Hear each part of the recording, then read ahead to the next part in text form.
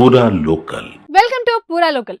Pahalgam ఉగ్రదాడికి operation Sindoor తో పాక్ భారత్ గట్టిగా బుద్ధి చెప్పింది. ఈ ఆపరేషన్ తో ఉన్న పరువు కాస్త పోగొట్టుకున్న పాకిస్తాన్ కు స్థానిక వ్యాపారుల నిరసన సెగ మరింత తగులుతుంది. పాక్ ఆక్రమిత కశ్మీర్లోని గల్గిత్, బల్టిస్తాన్ లోని స్థానిక వ్యాపారులు తమ స్వప్రయోజనాలను పాక్ ప్రభుత్వం పనంగా పెడుతోందని ఆందోళన బాటపట్టారు. వీరికి స్థానిక రాజకీయ పార్టీల మద్దతు సైతం తోడవడంతో ఉద్యమం మరింత ఉధృతమవుతోంది. గత 3 రోజులుగా స్థానిక సరుకు ఎగుమతి దిగుమతిదారులు, చిరు వ్యాపారులు ఆందోళన కొనసాగిస్తున్నారు.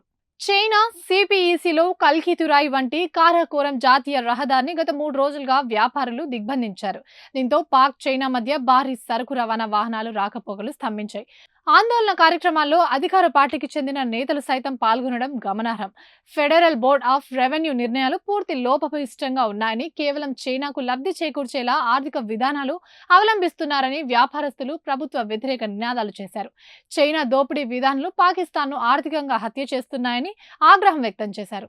వ్యాపారులకు తోడుగా హుంజా సమీప పట్టణాల నుండి వేలాదిగా విద్యావేత్తలు, పౌర సంఘాల ప్రతినిధులు తరలివచ్చి ప్రభుత్వ వ్యతిరేక ఉద్యమంలో పాల్గొన్నారు.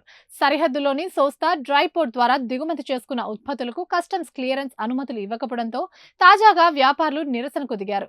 గత 6 నెలలుగా 257 కంటైన్మెంట్లు ఇలా డ్రై పోర్ట్లోనే ఆగిపోయాయి. దీంతో కొంత సరుకు పడిపోయి వ్యాపారులకు నష్టం మిగిల్చింది.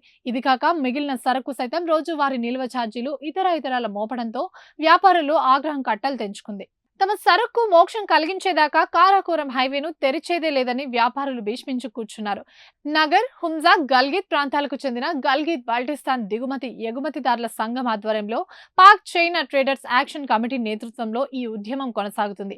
హైవేపై రాకపోకలు ఆగిపోవడంతో ఇరువైపులా కిలోమీటర్ల కొద్ది సరుకు, ప్రయాణికుల వాహనాలు నిలిచిపోయాయి. ఇవి ఇప్పటివరకు అప్డేట్స్. మరిన్ని అప్డేట్స్ కోసం చూస్తూనే ఉండండి పూరా లోకల్.